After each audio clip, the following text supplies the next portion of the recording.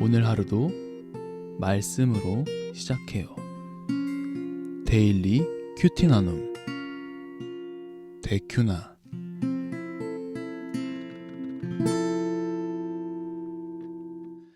참 좋으신 하나님, 오늘도 주님의 말씀을 통하여서 당신의 뜻을 발견하게 하시며 하나님의 뜻대로 살아갈 수 있는 우리가 될 수 있도록 인도하여 주시옵소서. 예수 그리스도의 이름으로 간절히 기도드렸습니다.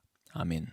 여호와의 천사가 갓에게 명령하여 다윗에게 이르시기를, 다윗은 올라가서 여부스 사람 오르난의 타작마당에서 여호와를 위하여 제단을 쌓으라 하신지라. 이에 갓이 여호와의 이름으로 이른 말씀대로 다윗이 올라가니라. 그때 오르난이 밀을 타작하다가 돌이켜 천사를 보고 오르난이 네 명의 아들과 함께 숨었더니 다윗이 오르난에게 나아가매 오르난이 내다보다가 다윗을 보고 타작마당에서 나와 얼굴을 땅에 대고 다윗에게 절하매 다윗이 오르난에게 이르되 이 타작하는 곳을 내게 넘기라. 너는 상당한 값으로 내게 넘기라. 내가 여호와를 위하여 여기 한 제단을 쌓으리니 그리하면 전염병이 백성 중에서 그치리라 하니 오르난이 다윗에게 말하되 왕은 취하소서. 내 주 왕께서 좋게 여기시는 대로 행하소서. 보소서, 내가 이것들을 드리나이다. 소들은 번제물로, 곡식 떠는 기계는 화목으로, 밀은 소제물로 삼으시기 위하여 다 드리나이다 하는지라. 다윗 왕이 오르난에게 이르되 그렇지 아니하다. 내가 반드시 상당한 값으로 사리라. 내가 여호와께 드리려고 내 물건을 빼앗지 아니하겠고 값 없이는 번제를 드리지도 아니하리라 하니라. 그리하여 다윗은 그 자리에서 금 600세겔을 달아 오르난에게 주고 다윗이 거기서 여호와를 위하여 제단을 쌓고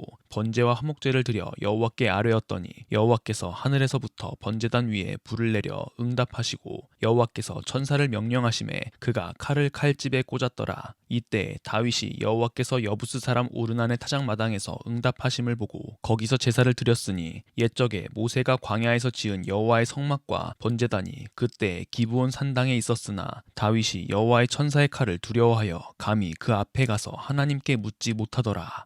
아멘.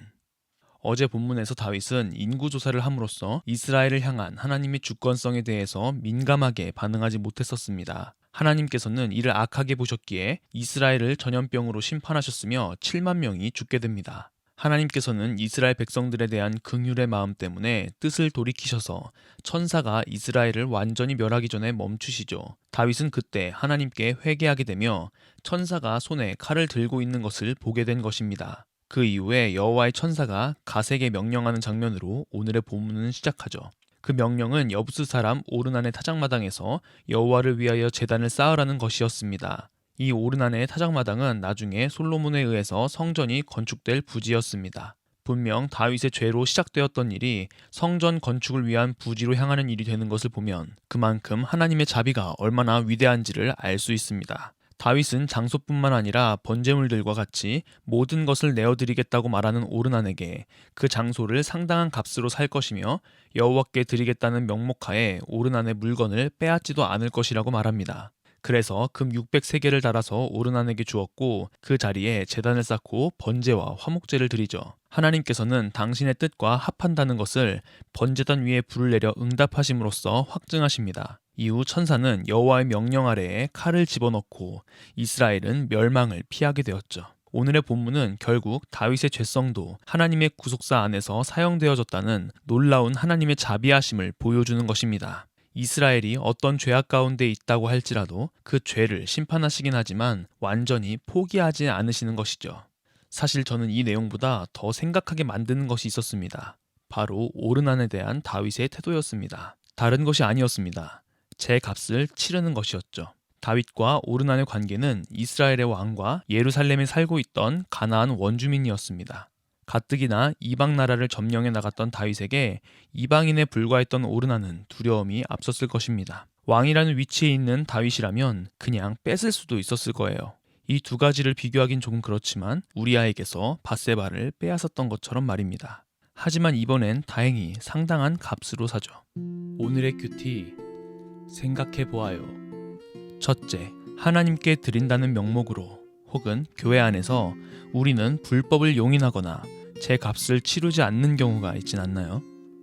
둘째, 다윗의 죄성으로 이루어진 일이지만 결국 하나님께서는 이 일 역시 구속사 가운데의 과정으로 인도하십니다. 우리의 죄성도 마찬가지입니다. 하나님께서는 결국 그 죄성도 우리의 성화의 과정 가운데서 사용해 주실 것입니다. 우리는 다윗이 번제와 화목제를 드렸던 것처럼 그런 하나님께 나아가 우리의 죄를 회개함으로 나아가야 할 것입니다. 오늘 하루 우리는 여전히 육신의 정욕으로 살아가고 하나님을 잊고 나의 뜻대로 살아가는 죄악을 저지르지만 하나님께서는 우리를 포기하지 않으시고 우리를 영원한 삶으로 이끌어 가신다는 사실을 기억하며 우리의 삶을 회개하며 주님께 나아가는 그런 하루가 되기를 소망합니다. 기도하겠습니다. 참 좋으신 하나님 아버지, 오늘의 말씀을 통하여 우리의 삶을 돌아볼 수 있도록 인도하심에 너무나도 감사합니다. 매 순간 주님의 뜻대로 살지 못하고 죄악 가운데 사는 우리를 보며 우울한 감정에 빠져 있거나 나 자신을 자책하거나 하나님의 사랑보다 하나님의 공의에 두려워하고 당신께 나아가기보다 회피했던 우리들의 모습을 고백합니다. 우리의 이런 죄성에도 불구하고 하나님께서는 우리를 끝까지 포기하지 않으시고 우리를 인도하시며 우리를 성장시키시며 보호하신다는 사실을 기억하게 하시니 감사합니다. 다시 한번 우리의 생각을 내려놓고 주님께 나아가는 모두가 될 수 있도록 인도하여 주옵소서. 감사합니다. 예수 그리스도의 이름으로 간절히 기도드렸습니다. 아멘.